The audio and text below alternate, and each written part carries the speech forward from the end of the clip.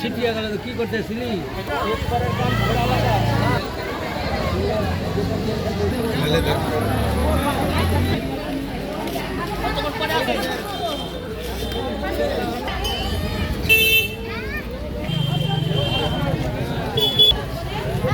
Ramakrishna IVF centre, মা হওয়ার স্বপ্ন পূরণ। নির্ভরযোগ্য চিকিৎসা এখন আপনারই শহরে, জীবন রেখা হসপিটাল। অফিসে কমপ্লেন করেছিলাম, আজকে আমাদের হিয়ারিং এর জন্য সবাইকে গ্রামবাসীকে ডেকেছে আর আমরা এসছি। আর এই যে হচ্ছে আমাদের হিয়ারিং কমপ্লেন পত্র, দেখতে পাচ্ছেন আমার হাতে।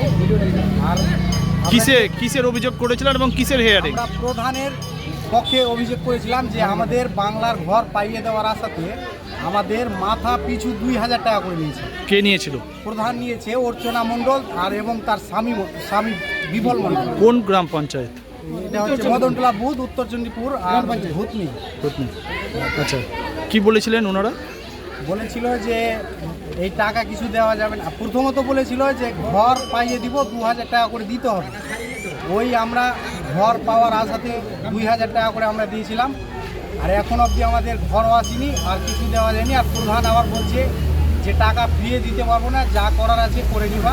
উত্তর চণ্ডীপুর প্রধান বাংলার আবাস যোজনার নাম করে কিছু লোকের কাছ থেকে টাকা তুলেছে। সেহেতু ওরা একটা কমপ্লেন করেছিল। আমি একটা এনকোয়ারি টিম গঠন করেছি। তার ভিত্তিতে অভিযোগকারী সবাইকে হিয়ারিংয়ের জন্য ডাকা হয়েছিল। ওনারা এসেছিলেন, এখানে কাগজপত্র সব এভিডেন্স জমা দিয়েছেন। সেই ভিত্তিতে আমরা পরবর্তী পদক্ষেপ নেব। আজকে শুধু ডকুমেন্টস নেওয়া হয়েছে। যারা এসেছিলেন ওদের কাছে কী ডকুমেন্টস আছে সেটা আমরা নিয়েছি।